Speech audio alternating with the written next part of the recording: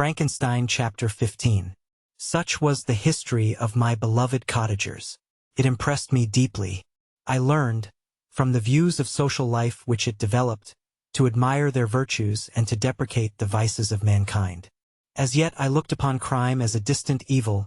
Benevolence and generosity were ever present before me, inciting within me a desire to become an actor in the busy scene where so many admirable qualities were called forth and displayed. But in giving an account of the progress of my intellect, I must not omit a circumstance which occurred in the beginning of the month of August of the same year. One night during my accustomed visit to the neighboring wood where I collected my own food and brought home firing for my protectors, I found on the ground a leathern portmanteau containing several articles of dress and some books. I eagerly seized the prize and returned with it to my hovel. Fortunately, the books were written in the language, the elements of which I had acquired at the cottage. They consisted of Paradise Lost, a volume of Plutarch's Lives, and the Sorrows of Word. The possession of these treasures gave me extreme delight. I now continually studied and exercised my mind upon these histories, whilst my friends were employed in their ordinary occupations. I can hardly describe to you the effect of these books. They produced in me an infinity of new images and feelings that sometimes raised me to ecstasy, but more frequently sunk me into the lowest dejection. In the Sorrows of Word, besides the interest of its simple and affecting story, so many opinions are canvassed and so many lights thrown upon what had hitherto been to me obscure subjects that I found in it a never-ending source of speculation and astonishment. The gentle and domestic manners it described, combined with lofty sentiments and feelings, which had for their object something out of self, accorded well with my experience among my protectors and with the wants which were forever alive in my own bosom. But I thought Werther himself a more divine being than I had ever beheld or imagined. His character contained no pretension, but it sank deep. The disquisitions upon death and suicide were calculated to fill me with wonder. I did not pretend to enter into the merits of the case, yet I inclined towards the opinions of the hero, whose extinction I wept, without precisely understanding it. As I read, however, I applied much personally to my own feelings and condition. I found myself similar yet at the same time strangely unlike to the beings concerning whom I read and to whose conversation I was a listener. I sympathized with and partly understood them, but I was unformed in mind.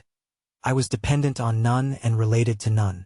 The path of my departure was free, and there was none to lament my annihilation. My person was hideous and my stature gigantic. What did this mean? Who was I? What was I? Whence did I come? What was my destination? These questions continually recurred, but I was unable to solve them.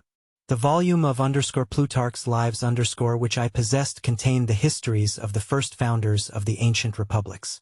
This book had a far different effect upon me from the Sorrows of Word. I learned from Werther's imaginations despondency and gloom, but Plutarch taught me high thoughts. He elevated me above the wretched sphere of my own reflections, to admire and love the heroes of past ages. Many things I read surpassed my understanding and experience. I had a very confused knowledge of kingdoms, wide extents of country, mighty rivers and boundless seas. But I was perfectly unacquainted with towns and large assemblages of men. The cottage of my protectors had been the only school in which I had studied human nature, but this book developed new and mightier scenes of action. I read of men concerned in public affairs, governing or massacring their species. I felt the greatest ardor for virtue rise within me, and abhorrence for vice, as far as I understood the signification of those terms, relative as they were, as I applied them to pleasure and pain alone. Induced by these feelings, I was of course led to admire peaceable lawgivers, Numa, Solon, and Lycurgus, in preference to Romulus and Theseus. The patriarchal lives of my protectors caused these impressions to take a firm hold on my mind. Perhaps, if my first introduction to humanity had been made by a young soldier, burning for glory and slaughter, I should have been imbued with different sensations. But Paradise Lost excited different and far deeper emotions. I read it, as I had read the other volumes which had fallen into my hands, as a true history. It moved every feeling of wonder and awe that the picture of an omnipotent God warring with his creatures was capable of exciting.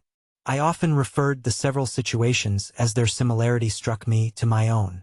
Like Adam, I was apparently united by no link to any other being in existence. But his state was far different from mine in every other respect. He had come forth from the hands of God a perfect creature, happy and prosperous, guarded by the especial care of his Creator. He was allowed to converse with and acquire knowledge from beings of a superior nature, but I was wretched, helpless, and alone. Many times I considered Satan as the fitter emblem of my condition, for often, like him, when I viewed the bliss of my protectors, the bitter gall of envy rose within me. Another circumstance strengthened and confirmed these feelings. Soon after my arrival in the hovel, I discovered some papers in the pocket of the dress which I had taken from your laboratory. At first I had neglected them, but now that I was able to decipher the characters in which they were written, I began to study them with diligence. It was your journal of the 4 months that preceded my creation. You minutely described in these papers every step you took in the progress of your work. This history was mingled with accounts of domestic occurrences. You doubtless recollect these papers. Here they are. Everything is related in them which bears reference to my accursed origin. The whole detail of that series of disgusting circumstances which produced it is set in view. The minutest description of my odious and loathsome person is given, in language which painted your own horrors and rendered mine indelible. I sickened as I read. Hateful day when I received life! I exclaimed in agony. Accursed Creator! Why did you form a monster so hideous that even _you_ turned from me in disgust? God, in pity, made man beautiful and alluring, after his own image. But my form is a filthy type of yours, more horrid even from the very resemblance. Satan had his companions, fellow devils, to admire and encourage him, but I am solitary and abhorred. These were the reflections of my hours of despondency and solitude, but when I contemplated the virtues of the cottagers, their amiable and benevolent dispositions, I persuaded myself that when they should become acquainted with my admiration of their virtues they would compassionate me and overlook my personal deformity. Could they turn from their door one, however monstrous, who solicited their compassion and friendship? I resolved, at least, not to despair, but in every way to fit myself for an interview with them which would decide my fate. I postponed this attempt for some months longer, for the importance attached to its success inspired me with a dread lest I should fail. Besides, I found that my understanding improved so much with every day's experience that I was unwilling to commence this undertaking until a few more months should have added to my sagacity. Several changes, in the meantime, took place in the cottage. The presence of Safie diffused happiness among its inhabitants, and I also found that a greater degree of plenty reigned there. Felix and Agatha spent more time in amusement and conversation, and were assisted in their labors by servants. They did not appear rich, but they were contented and happy. Their feelings were serene and peaceful, while mine became every day more tumultuous. Increase of knowledge only discovered to me more clearly what a wretched outcast I was. I cherished hope, it is true, but it vanished when I beheld my person reflected in water or my shadow in the moonshine, even as that frail image and that inconstant shade. I endeavored to crush these fears and to fortify myself for the trial which in a few months I resolved to undergo, and sometimes I allowed my thoughts, unchecked by reason, to ramble in the fields of paradise, and dared to fancy amiable and lovely creatures sympathizing with my feelings and cheering my gloom. Their angelic countenances breathed smiles of consolation. But it was all a dream. No Eve soothed my sorrows nor shared my thoughts. I was alone. I remembered Adam's supplication to his Creator. But where was mine? He had abandoned me, and in the bitterness of my heart I cursed him. Autumn passed thus. I saw, with surprise and grief, the leaves decay and fall, and nature again assumed the barren and bleak appearance it had worn when I first beheld the woods and the lovely moon. Yet I did not heed the bleakness of the weather. I was better fitted by my conformation for the endurance of cold than heat. But my chief delights were the sight of the flowers, the birds, and all the gay apparel of summer. When those deserted me, I turned with more attention towards the cottagers. Their happiness was not decreased by the absence of summer. They loved and sympathized with one another, and their joys, depending on each other, were not interrupted by the casualties that took place around them. The more I saw of them, the greater became my desire to claim their protection and kindness. My heart yearned to be known and loved by these amiable creatures. To see their sweet looks directed towards me with affection was the utmost limit of my ambition. I dared not think that they would turn them from me with disdain and horror. The poor that stopped at their door were never driven away. I asked, it is true, for greater treasures than a little food or rest. I required kindness and sympathy, but I did not believe myself utterly unworthy of it. The winter advanced, and an entire revolution of the seasons had taken place since I awoke into life. My attention at this time was solely directed towards my plan of introducing myself into the cottage of my protectors. I revolved many projects, but that on which I finally fixed was to enter the dwelling when the blind old man should be alone. I had sagacity enough to discover that the unnatural hideousness of my person was the chief object of horror with those who had formerly beheld me. My voice, although harsh, had nothing terrible in it. I thought, therefore, that if in the absence of his children I could gain the good will and mediation of the old de Lacy, I might by his means be tolerated by my younger protectors. One day, when the sun shone on the red leaves that strewed the ground and diffused cheerfulness, although it denied warmth, Safie, Agatha, and Felix departed on a long country walk, and the old man, at his own desire, was left alone in the cottage. When his children had departed, he took up his guitar and played several mournful but sweet airs, more sweet and mournful than I had ever heard him play before. At first his countenance was illuminated with pleasure, but as he continued, thoughtfulness and sadness succeeded. At length, laying aside the instrument, he sat absorbed in reflection. My heart beat quick. This was the hour and moment of trial, which would decide my hopes or realize my fears. The servants were gone to a neighboring fair. All was silent in and around the cottage. It was an excellent opportunity. Yet, when I proceeded to execute my plan, my limbs failed me and I sank to the ground. Again I rose, and exerting all the firmness of which I was master, removed the planks which I had placed before my hovel to conceal my retreat. The fresh air revived me, and with renewed determination I approached the door of their cottage. I knocked. "Who is there?" said the old man. "Come in." I entered. "Pardon this intrusion," said I. "I am a traveler in want of a little rest. You would greatly oblige me if you would allow me to remain a few minutes before the fire." "Enter," said de Lacy, "and I will try in what manner I can to relieve your wants. But unfortunately my children are from home, and as I am blind, I am afraid I shall find it difficult to procure food for you. Do not trouble yourself, my kind host. I have food. It is warmth and rest only that I need." I sat down, and a silence ensued. I knew that every minute was precious to me, yet I remained irresolute in what manner to commence the interview, when the old man addressed me. "By your language, stranger, I suppose you are my countrymen? Are you French?" "No, but I was educated by a French family and understand that language only. I am now going to claim the protection of some friends, whom I sincerely love, and of whose favor I have some hopes." "Are they Germans?" "No, they are French. But let us change the subject. I am an unfortunate and deserted creature. I look around and I have no relation or friend upon earth.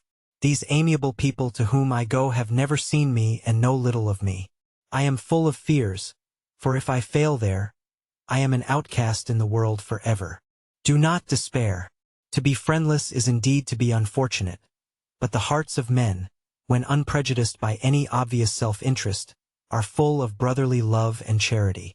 Rely, therefore, on your hopes, and if these friends are good and amiable, do not despair. They are kind, they are the most excellent creatures in the world, but unfortunately they are prejudiced against me. I have good dispositions. My life has been hitherto harmless and in some degree beneficial, but a fatal prejudice clouds their eyes, and where they ought to see a feeling and kind friend, they behold only a detestable monster. That is indeed unfortunate. But if you are really blameless, cannot you undeceive them? I am about to undertake that task, and it is on that account that I feel so many overwhelming terrors. I tenderly love these friends. I have, unknown to them, been for many months in the habits of daily kindness towards them, but they believe that I wish to injure them, and it is that prejudice which I wish to overcome. Where do these friends reside? Near this spot. The old man paused and then continued. If you will unreservedly confide to me the particulars of your tale, I perhaps may be of use in undeceiving them. I am blind and cannot judge of your countenance, but there is something in your words which persuades me that you are sincere. I am poor and an exile, but it will afford me true pleasure to be in any way serviceable to a human creature. Exzellent, Mann. I thank you and accept your generous offer. You raise me from the dust by this kindness, and I trust that, by your aid, I shall not be driven from the society and sympathy of your fellow creatures. Heaven forbid! Even if you were really criminal, for that can only drive you to desperation, and not instigate you to virtue. I also am unfortunate. I and my family have been condemned, although innocent. Judge, therefore, if I do not feel for your misfortunes. How can I thank you, my best and only benefactor? From your lips first have I heard the voice of kindness directed towards me. I shall be forever grateful, and your present humanity assures me of success with those friends whom I am on the point of meeting. May I know the names and residence of those friends? I paused. This, I thought, was the moment of decision, which was to rob me of or bestow happiness on me forever. I struggled vainly for firmness sufficient to answer him, but the effort destroyed all my remaining strength. I sank on the chair and sobbed aloud. At that moment I heard the steps of my younger protectors. I had not a moment to lose, but seizing the hand of the old man, I cried, "Now is the time! Save and protect me. You and your family are the friends whom I seek. Do not you desert me in the hour of trial." "Great God!" exclaimed the old man. "Who are you?" At that instant the cottage door was opened, and Felix, Safie, and Agatha entered. Who can describe their horror and consternation on beholding me? Agatha fainted, and Safie, unable to attend to her friend, rushed out of the cottage. Felix darted forward, and with supernatural force tore me from his father, to whose knees I clung, in a transport of fury. He dashed me to the ground and struck me violently with a stick.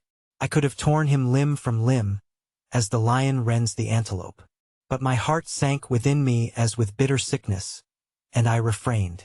I saw him on the point of repeating his blow, when, overcome by pain and anguish, I quitted the cottage, and in the general tumult escaped unperceived to my hovel.